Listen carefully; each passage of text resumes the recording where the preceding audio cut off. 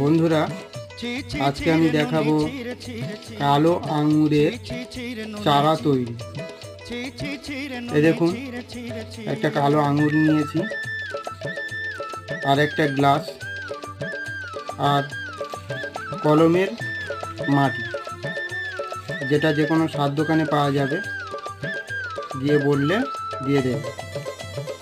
আর একটা লাগবে স্টিক, একটা কাঠি লাগবে। এবার দেখুন বন্ধুরা, এই কাঠিটিকে আঙুরের মধ্যে দিয়ে প্রবেশ করানো হবে। এরপর আমি দেব কিছুটা পরিমাণ জল গ্লাসে, তার মধ্যে দেব সার মাটি,